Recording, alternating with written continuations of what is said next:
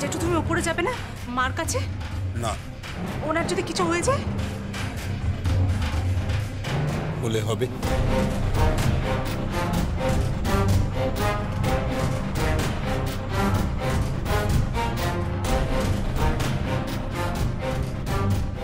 বালিশটা ঠিক। হ্যাঁ, আস্তে মাথাটা ফেলুন।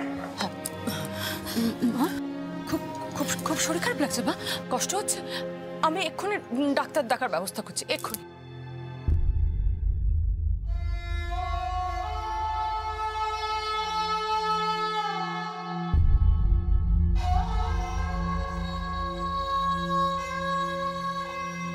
কি হলো মা? ডাক্তার ডাকতে হবে না বড় বৌমা।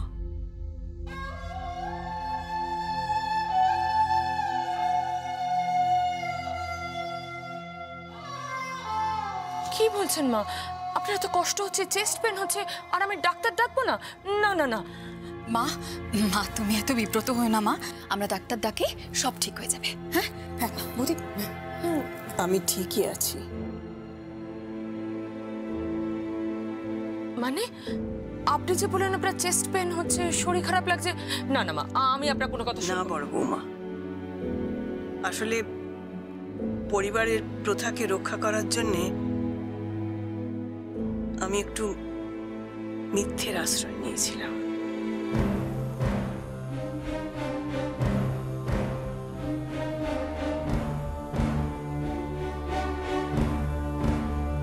মা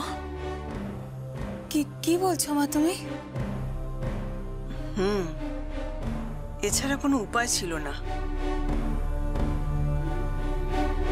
এবাড়ির ঐতিহ্য রক্ষা করার জন্য এটুকু আমাকে করতেই হয়েছিল। আমার চোখের সামনে আমার বড় বৌমার হার আমি কিছুতেই মেনে নিতে পারবো না।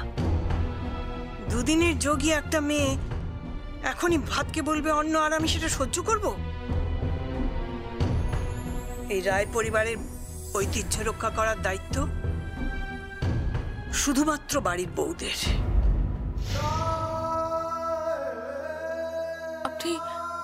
আপনি কি বলছেন মা? হ্যাঁ বৌমা, তুমি শুধু বাইরে কাউকে বলো না যে আমি অসুস্থ নই। আমি চাই মা লক্ষ্মীকে স্নান করানো, শয্যা পরানো, এসব হয় তুমি করো, আর নয়তো যমুনা করুক।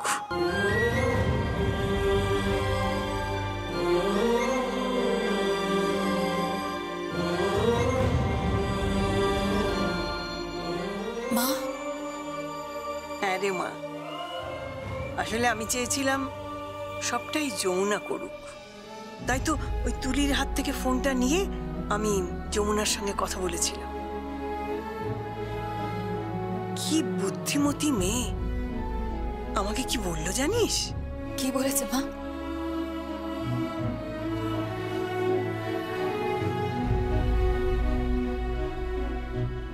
হ্যাঁ বড় মা, আমার প্রণাম নিও। বড় মা বলিস না, আমাকে শুধু ঠাম বল। বড় মা, তুমি আমায় ফোন করেছো, এটাই আমার কাছে অনেক বড় পাওনা। তুই ফিরে আয় যে যমুনা, আমাদের বাড়িতে ফিরে আয়। শোন, সঙ্গীত তোকে আনতে গেছে, তুই ওকে কষ্ট দিস না মা। তোকে ভালোবাসে, বড্ড ভালোবাসে। তুই ফিরে আয়, তোকে আমরা এই বাড়ির দরজায় বরণ করে নেব। তারপর কি হলো মা? যমুনাকে তুমি সবটা বললে? হ্যাঁ, যমুনাকে সব বলতেই ও বলল, বড় মা তোমাদের বাড়ির সবাই অনেক লেখাপড়া জানা মানুষ। আমি কি চাই লেখাপড়া করেছি নাকি? আমার হাল তো তোর মতোই, পড়াশোনা আর কোথায় করলাম। কি করতে হবে সেটা বল না। হ্যাঁ হ্যাঁ বড় মা, আমাদের গ্রামে আমি একটা যাত্রাপালা দেখেছিলাম। যাত্রাপালার নাম হলো অস্তাচলে কৌরবের গৌরবপালা। সেখানে দেখেছিলাম ধর্মরাজ যুধিষ্ঠিরকে। তিনিও বলেছিলেন অশ্বত্থ মাহাতো তাহলে তুমি বুঝতে পেরেছো তো?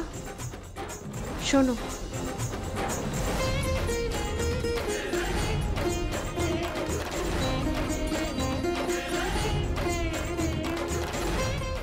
বুঝতে পেরেছো?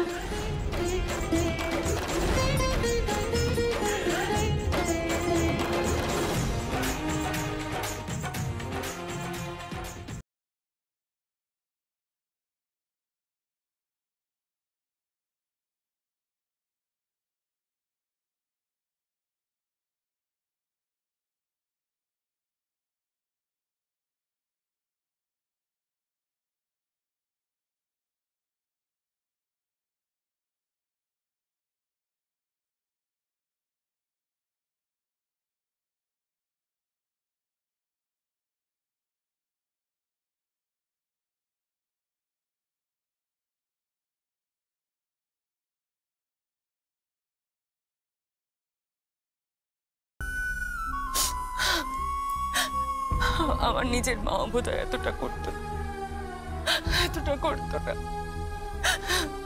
থ্যাংক ইউ মা, থ্যাংক ইউ।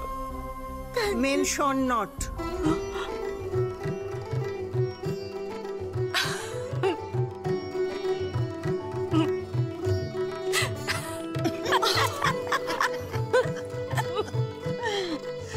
তবে কি জানো, সবটাই কিন্তু যমুনার বুদ্ধিতে হলো।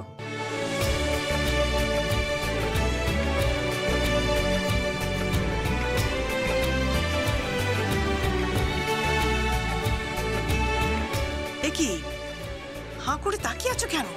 যাও, নিচে যাও, গিয়ে বায়না টানা পড়াও। হ্যাঁ মা, এক্ষুনি যাচ্ছি।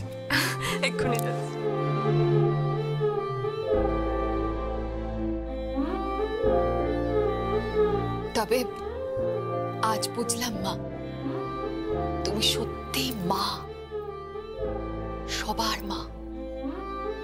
তবে কেদার ভাবছে কি আমি ওকে পেটে ধরিনি বলে আমি ওর মা নই?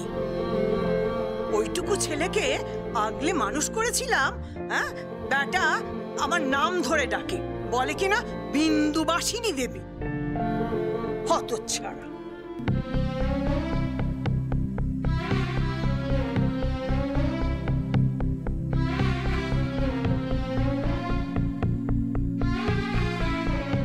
বাবা, বেদ আমার বাবা। থাক থাক থাক, হয়েছে হয়েছে হয়েছে। আঙ্কেল, গীত তো আসতে চাইছিল না, আমি প্রায় জোর করেই ওকে নিয়ে এলাম।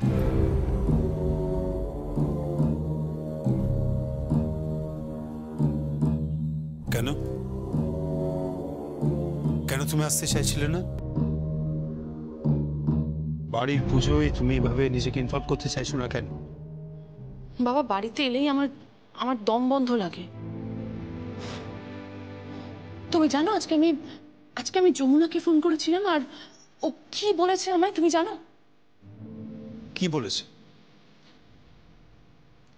ও বলছে ও নাকি সম্পর্কে আমার বৌদি হয়।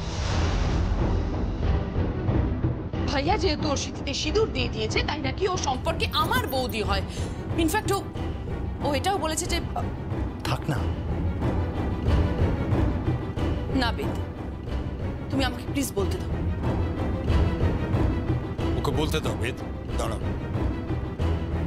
বাবা, তুমি জানো, আমি যখন তারপর যমুনাকে বললাম যে ও কিছুদিন আগে আমাদের বাড়ি থেকে হাত পেতে টাকা নিয়ে গেছে, তখন ও কি বলছে জানো? ও বলছে যে তোমাকেও নাকি কারুর না কারুর কাছ থেকে হাত পেতেই টাকা নিতে হয়। তুমি বাবা ভাবতে পারছো ও জাস্ট তোমার সঙ্গে নিজেকে কম্পেয়ার করছে?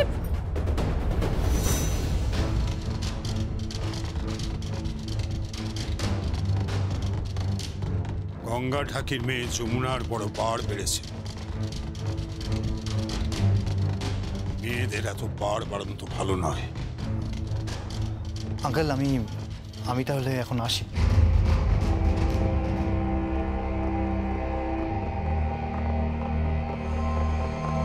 একটা কথা বলবো আঙ্কেল?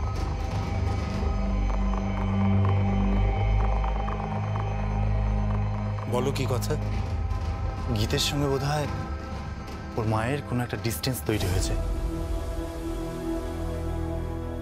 আচ্ছা, কোনোভাবে কি সেটা রিপেয়ার করা যায় না, মানে মেরামত করা যায় না?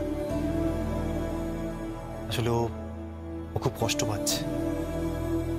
ও মুখে যাই বলুক, ও যতই বলুক ওর মাকেও ঘেন্না করে, বাট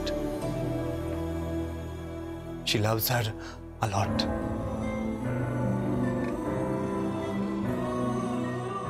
ও খুব ভালোবাসে মাকে, আর সেই ভালোবাসাটাও প্রতিদানে পাচ্ছে না, তাই ও খুব কষ্ট পাচ্ছে।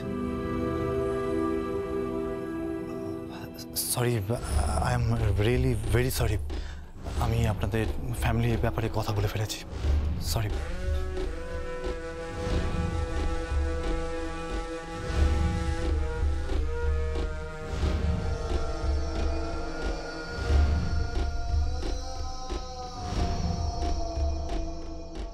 কত কঠিন কথাটা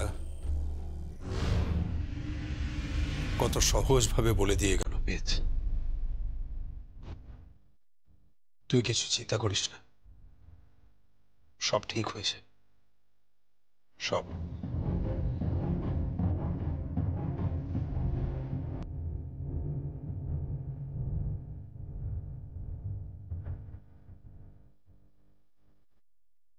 কিছুই ঠিক হবে না দাদা, কিছুই নয়।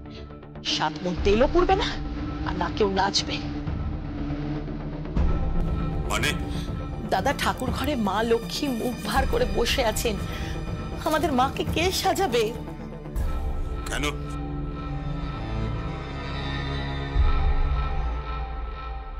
আর যা সাজাবে। কিন্তু দাদা, আর যা তো ওপরে গেছে মাকে তেল মারতে।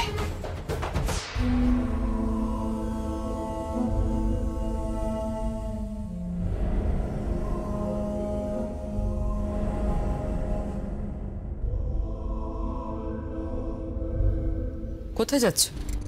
ঠাম শাশুড়ির কাছে। দরকার নেই, উনি এখন বিশ্রাম নিচ্ছে। ও শোনো, তোমার এই লোক দেখানো ভালোবাসাটা দেখি আর কোনো কাজ নেই। আমি খুব ভালো করে বুঝে গেছি তুমি কি চাও।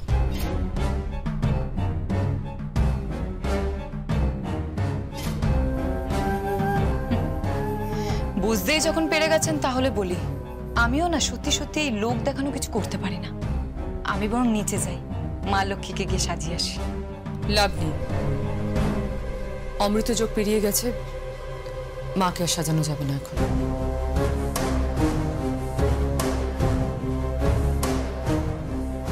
তাহলে মা সাজবেন না?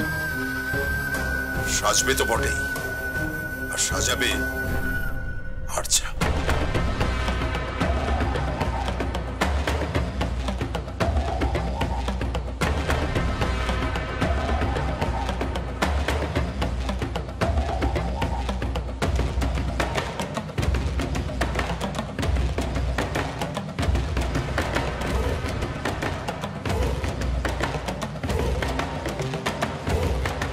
সাজবেন তো বটে, তবে সাজাবে যমুনা।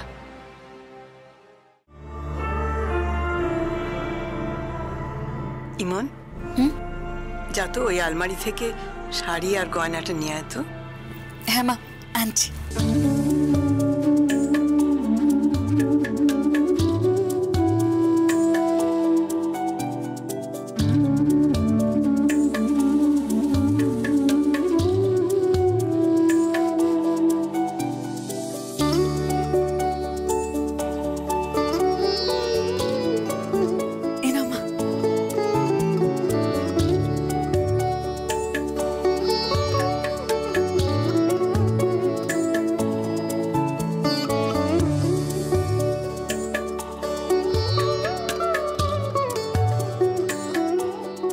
এই শাড়ি আর গয়না আমি আমার নাত বউ যমুনাকে ফুলসজ্জার রাতে পরাবো।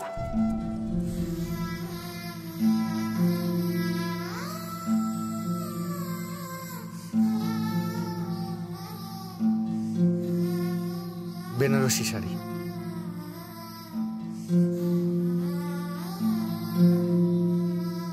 এ তো খুব দামি শাড়ি বাবা, কার জন্য? আপনার মেয়ের জন্য বেনারসি শাড়ি কিনে আনলাম, এটা ওকে পরিয়ে দিন, আর সময় নষ্ট করবেন না। এবার মেয়েকে বিদায় দিন। বাবা তুমি একটু বোঝার চেষ্টা করো, তোমার বাবা খুব ক্ষমতাবান লোক, যদি কোনো অঘটন ঘটে, শুনলে না কি বললেন যে ওখানে গেলে নাকি লাশ ফিরে আসবে। কিচ্ছু হবে না, বিশ্বাস করুন, কিচ্ছু হবে না, আমি তো আছি। আপনার মেয়ের গায়ে আমি একটা আঁচড়ও লাগতে দেবো না। স্বামী হিসেবে স্ত্রীকে রক্ষা করার দায়িত্ব আমার, সেটুকু আমি করবই। ওকে আমার সঙ্গে যেতে বলুন। ওনাকে বলে দাও মা, যে শাড়িটা উনি নিয়ে এসেছেন সেটা বোধহয় কেদার রায়ের পয়সায়। যদি সত্যি উনি আমাকে নিয়ে যেতে চান, আর যদি কেদার রায় ওই বাড়ি থেকে আমাকে দূর করে তাড়িয়ে দেন, তাহলে তাহলে উনি আমায় খাওয়াবেন কি? উনি তো বিদেশ থেকে পড়াশোনা করে এসেছেন, অনেক পাস দিয়েছেন, অনেক লেখাপড়া জানেন উনি। তবে কেন কেন কেন বাবার পয়সা কিনা বেনারসি দিচ্ছেন আমায়? কেন দিচ্ছেন? যে লোকটা আমাকে ঘেন্না করেন, যে লোকটা আমার মৃত্যু কামনা করেন, তার পয়সা শাড়ি কেন দিচ্ছেন উনি আমায়? কেন দিচ্ছেন? যদি সত্যি ভালোবাসা থেকে থাকে তাহলে বলে দাও, উনি যেন নিজের পয়সায় শাড়ি কিনে এনে আমায় দেন, নিজের পয়সায়। বেশ, তবে তাই হবে, আমি প্রমিস করছি। বিয়েতে তুমি যে বেনারসি শাড়িটা পরে বসবে, সেটা আমার পয়সায় কেনা হবে, আমার বাবা শ্রীযুক্ত কেদার রায়ের পয়সাতে নয়। কিন্তু একটা কথা মনে রাখতে হবে, আমি যে বেনারসি শাড়িটা তোমায়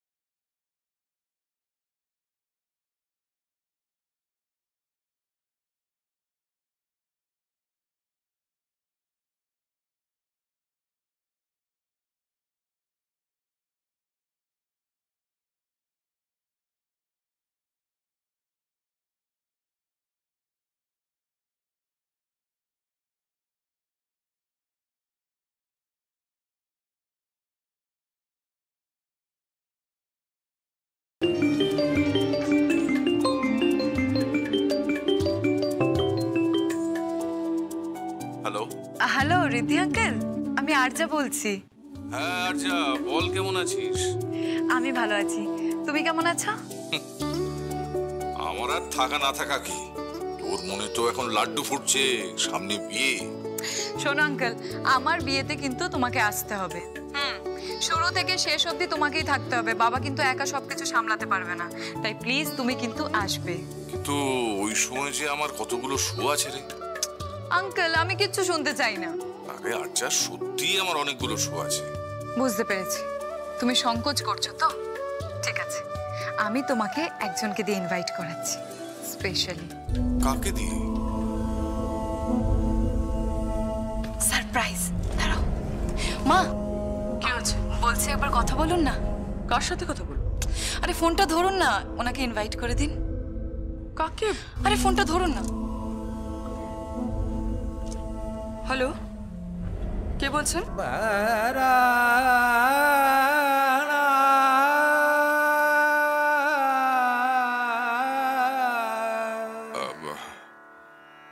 আমি আমি ঋদ্ধিমান চ্যাটার্জি বলছি। মা বলছি আঙ্কেলকে ইনভাইট করে দিন না। আমি ওনাকে কতবার বলছি আমার বিয়েতে থাকতে, উনি কিছুতেই রাজি হচ্ছে না। বাবার বয়স হচ্ছে, উনি একা একা সবকিছু কি করে সামলাবেন বলুন তো। মা প্লিজ আপনি ওনাকে একবার ইনভাইট করে দিন না। এই যা, আমার না একটা কাজ মনে পড়ে গেছে। মা আমি এক্ষুনি আসছি, হ্যাঁ? আপনি ওনাকে ইনভাইট করে দিন, কেমন? আচ্ছা আচ্ছা আচ্ছা, শোনো আচ্ছা।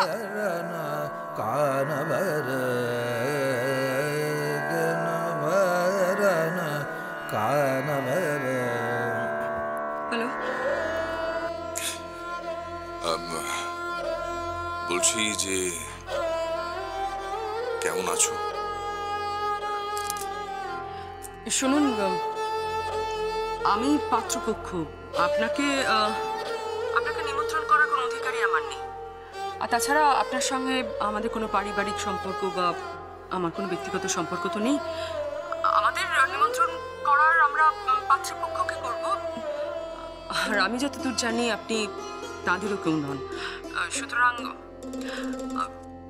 আর যা বাচ্চা মেয়ে আবদার করেছে, ঠিক আছে, ওর কথা রাখতে আপনাকে আমি বলছি আপনি আসবেন।